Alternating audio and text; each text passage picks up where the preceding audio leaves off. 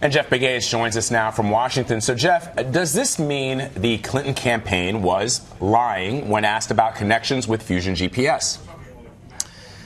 Not necessarily. You know, it depends on exactly what was in these denials that they were issuing. And it also depends on who knew within the campaign that this type of information had been gathered.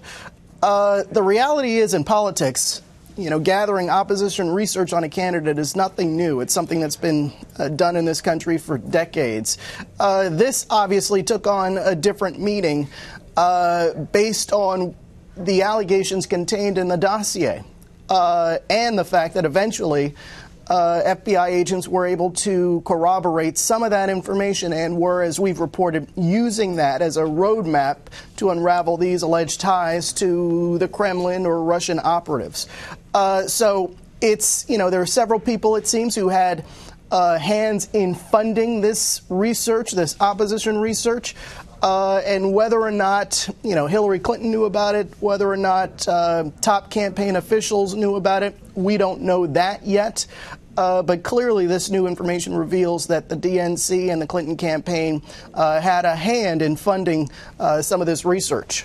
So let's talk about, you said others were involved in the funding for this research. Let's talk about the history of this dossier, because the DNC and the Clinton campaign were, according to the reporting, were approached sort of on the back end of it. But where did this start? From what we know, it started with Republican operatives who funded this research into Donald Trump and his alleged ties to Russia, because there was the primary campaign underway and his opponents were obviously looking for information to use on the campaign trail against him. However, once he made it through the primary, then Fusion GPS, according to what we know now, reached out to Democratic operatives and this Mark Elias, who was working on behalf of the DNC and the Clinton campaign, to see if they were interested in picking up the research or the funding for the research, which they apparently did. So it's not only just Republican operatives and now Democratic operatives, but it's also the FBI. Keep in mind that the FBI, when they were given information about what was contained in this dossier, there was an agreement, as has been reported, for the FBI to fund Christopher Steele, the former British spy behind this research.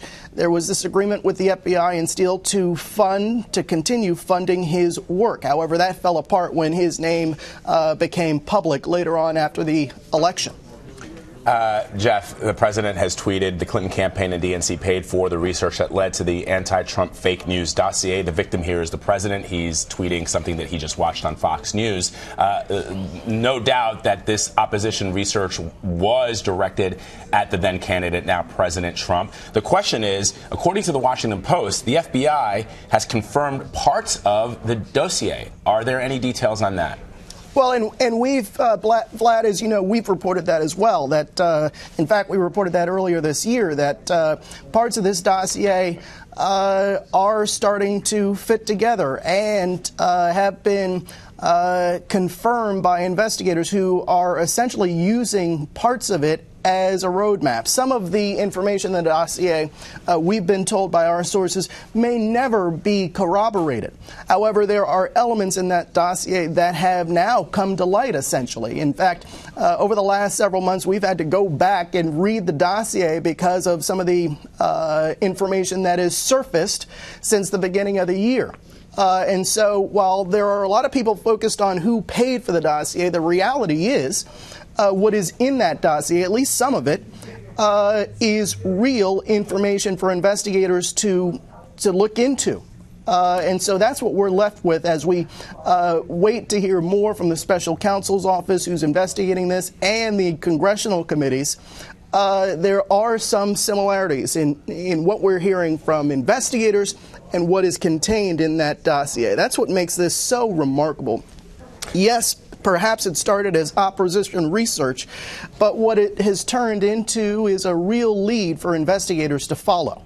In fact, I was looking through some of the Clinton campaign folks, some of their Twitter feeds yesterday, and Brian Fallon essentially says what you say, Jeff, which is whether or not the Clinton operatives denied that they had anything to do with the funding of this dossier, the fact are that some of the allegations within the dossier have been confirmed by the FBI and by our reporting as well. That's right. I mean, that's what's so remarkable here. And as you know, we've been covering this story for over a year now. And to see over the last 12 or so months how this has unfolded, it's really remarkable, especially when we first learned about that dossier early last January and hearing the allegations alleged or hearing what was alleged in the dossier. And then these many months later, having intelligence sources and really the intelligence community and law enforcement community confirm some of these connections and these congressional investigations, it is really remarkable how some of the allegations in that dossier have turned out to be true. And we did look into Christopher Steele's background, and something else to keep in mind here, and I mentioned this, the fact that the FBI was willing to enter into an agreement with him to fund his work on this project, that tells you something.